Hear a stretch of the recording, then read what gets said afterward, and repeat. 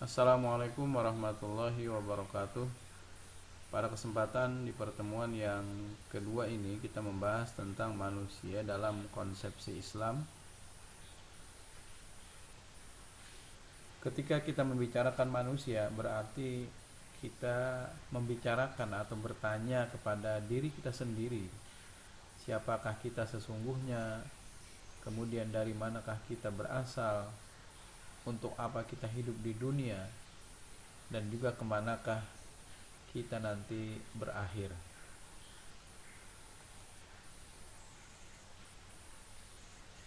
Tentunya dalam hal ini, untuk menjawab itu semua haruslah didasarkan kepada dalil-dalil, baik itu yang berasal dari ayat-ayat Al-Quran maupun hadis Nabi Shallallahu Alaihi Wasallam, sehingga kita bisa betul-betul mendapatkan jawaban hakikat yang sebenarnya dari manusia itu sendiri berdasarkan kepada apa yang Allah informasikan di dalam ayat-ayatnya.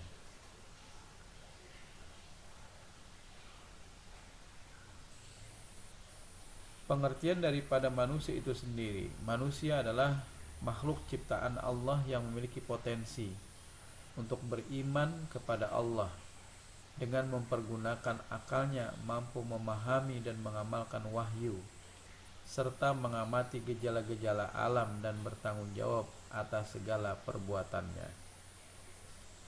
Manusia ini adalah merupakan puncak ciptaan Allah Subhanahu wa taala. Manusia adalah makhluk yang paling sempurna, bahkan melebihi daripada makhluk-makhluk lainnya.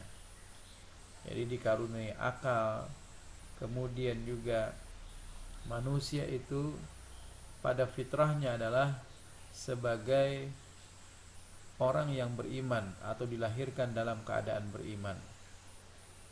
Tetapi fa'abawahu yuhawidanihi au yunassiranihi, maka pada saat lahir ke dunia, bapak dan ibunya lah yang membentuk, atau lingkungannya lah yang membentuk. Apakah dia nanti akan menjadi orang Yahudi atau juga orang Nasrani. Tetapi pada hakikatnya manusia itu adalah pada asalnya memiliki potensi untuk beriman kepada Allah Subhanahu wa taala.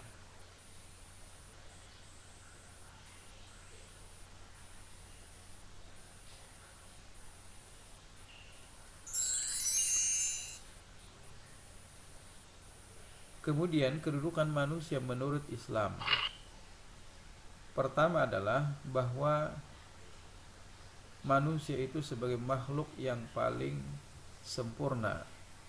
Ini disebutkan di dalam surah At-Tin ayat 4. Laqad khalaqnal insana fi ahsani taqwim. Sungguh kami telah ciptakan manusia itu dalam sebaik-baik bentuk, atau juga sesempurna-sempurna bentuknya. Kemudian yang kedua adalah manusia sebagai hamba Allah. Dalam surah Az-Zariyat ayat 56, Allah berfirman, "Wa ma khalaqtul jinna wal ins illa liya'budun." Dan tidaklah aku ciptakan jin dan manusia kecuali hanya beribadah atau mengabdi kepadaku. Kemudian yang ketiga, bahwa manusia itu adalah sebagai khalifatullah fil ard, atau juga sebagai pengemban amanah Allah Subhanahu wa taala untuk memakmurkan dunia, untuk memakmurkan bumi, sebagai pemegang amanah dari Allah Subhanahu wa taala atau pemimpin yang ada di dunia ini. Maka manusia itu harus menjalankan amanahnya sebagai pilihan Allah Subhanahu wa taala. Dalam surah Al-Baqarah ayat 30, Allah telah menjelaskan, "Wa idz qala rabbuka lil malaikati inni ja'ilun fil ardi khalifah qalu ataj'alu fiha may yufsidu fiha wa yasfikud dima wa nahnu nusabbihu bihamdika wa nuqaddisu lak qala inni a'lamu ma la ta'lamun. Ingatlah ketika Tuhanmu berfirman kepada para malaikat, sesungguhnya aku hendak menjadikan seorang khalifah di muka bumi. Mereka berkata, mengapa engkau hendak menjadikan khalifah di muka bumi itu orang yang akan membuat kerusakan padanya dan menumpahkan darah? Padahal kami senantiasa bertasbih dengan memuji engkau dan mensucikan engkau. Lalu Allah pun berfirman, sesungguhnya aku mengetahui apa yang tidak kamu ketahui. Memang pada saat Allah ingin menciptakan manusia, yaitu Nabi Adam, sebagai manusia pertama,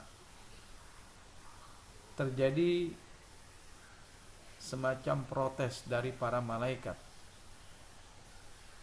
Lalu terjadi dialog di antara Allah dan para malaikat. Para malaikat menyaksikan bahwasanya penciptaan daripada manusia itu nanti pasti akan berbuat kerusakan dan juga pertumpahan darah.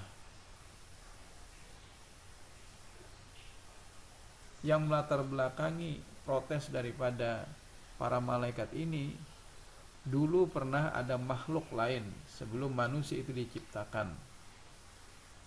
Menurut sebagian mufasir mengatakan adalah bangsa jin. Jadi pada saat itu diciptakan, tetapi ternyata mereka berbuat kerusakan.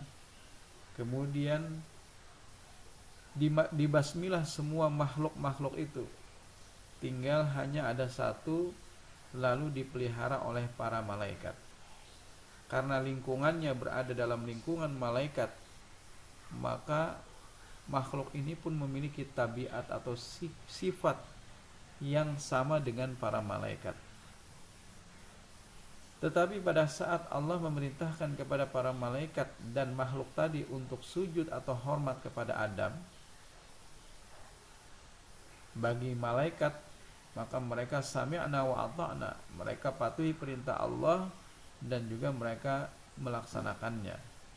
Lalu para malaikat pun menghormati Adam. Tetapi pada saat makhluk yang satu tadi, yaitu adalah jin, diperintahkan oleh Allah untuk juga menghormati Adam, tetapi muncullah watak aslinya, yaitu adalah suka membangkang dan juga memiliki sifat sombong. Akhirnya Allah Subhanahu wa ta'ala pun mengusir makhluk tadi. Lalu makhluk inilah yang disebut sebagai iblis. Kembali kepada ayat tadi, bahwasanya Allah telah menegaskan Allah akan menciptakan manusia yang nantinya akan menjadi khalifah di atas muka bumi. Maka ini membuktikan bahwasanya pilihan Allah itu adalah kepada manusia. Jadi manusia dipilih oleh Allah Subhanahu wa ta'ala untuk menjadi pemimpin atau juga pengatur daripada bumi untuk kesejahteraan mereka. Tetapi ternyata kebanyakan daripada manusia itu tidak mampu atau tidak menjalankan amanah tersebut. Kemudian yang ketiga, Allah Subhanahu wa ta'ala berfirman di dalam surah Al-Hujurat ayat 13, yang bunyinya adalah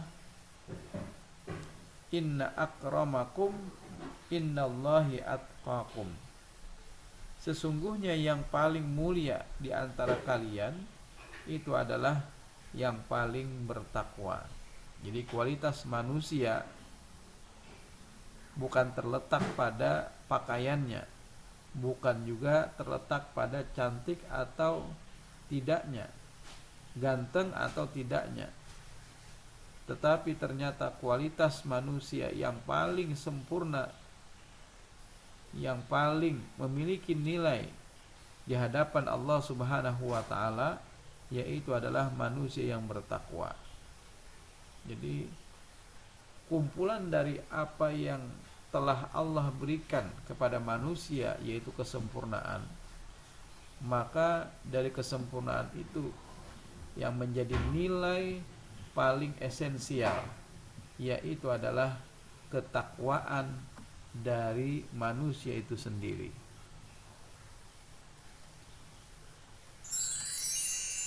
Sebagai makhluk yang sempurna tadi, manusia diberikan oleh Allah Subhanahu wa taala ruh, kemudian qalbu atau hati, kemudian badan dan panca indera, serta juga akal. Akal inilah yang membedakan manusia dengan makhluk-makhluk Allah lainnya. Kemudian sebagai hamba Allah, hakikatnya tadi manusia adalah mengabdikan dirinya dalam ketaatan, ketundukan dan kepatuhan secara mutlak kepada Allah. Kemudian tujuan penciptaan manusia sebagaimana yang tadi telah disebutkan, wa ma khalaqtul jinna wal ins illa liya'budun. Tidaklah aku ciptakan jin dan manusia, kata Allah, kecuali hanya menyembah atau mengabdi kepada Allah. Kemudian manfaat pengabdian kepada Allah sesungguhnya terpulang kepada manusia itu sendiri, sebab Allah tidak membutuhkan apapun dari manusia.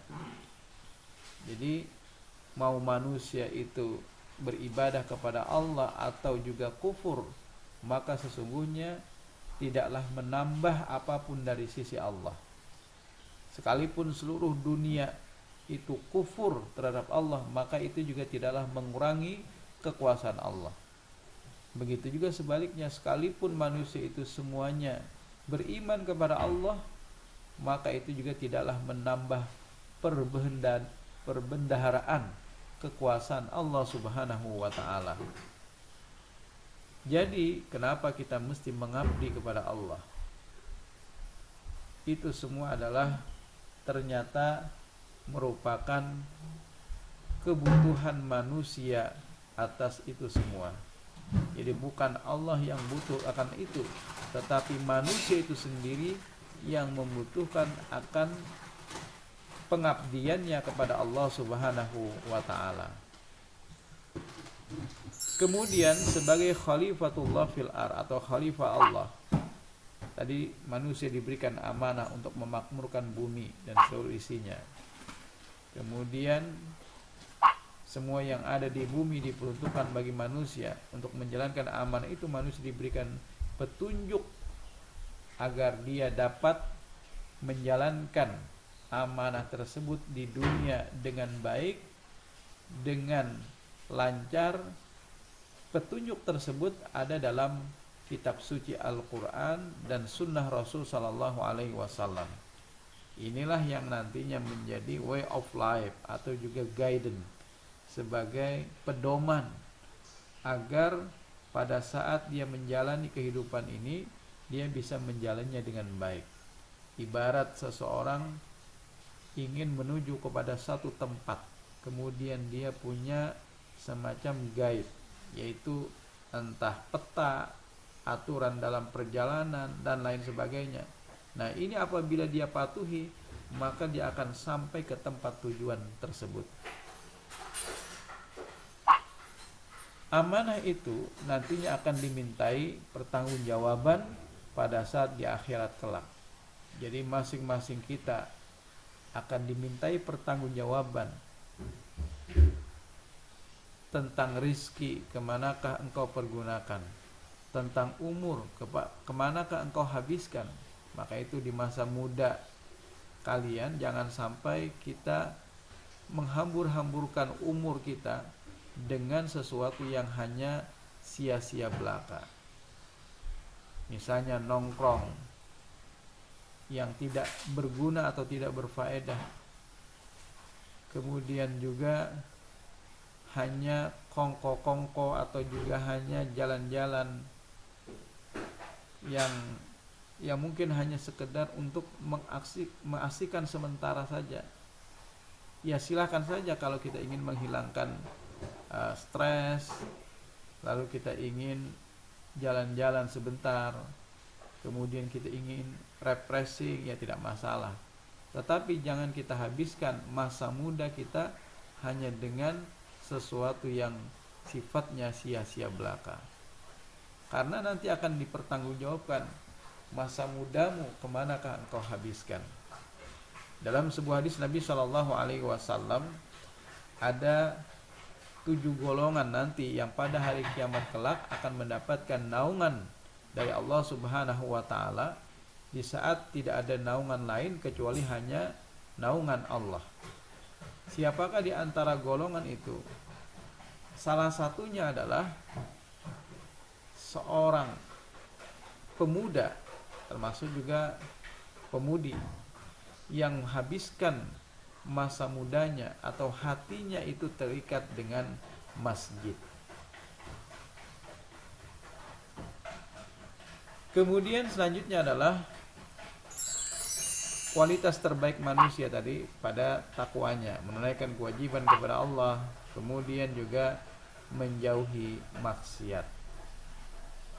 Jadi dalam wasiat takwa yang biasa diucapkan oleh seorang khatib pada saat dia naik ke atas mimbar, maka khatib pun biasanya berpesan nilai-nilai ketakwaan, berpesan akan takwa, melaksanakan perintah-perintah Allah dan menjauhi segala larangan-larangannya.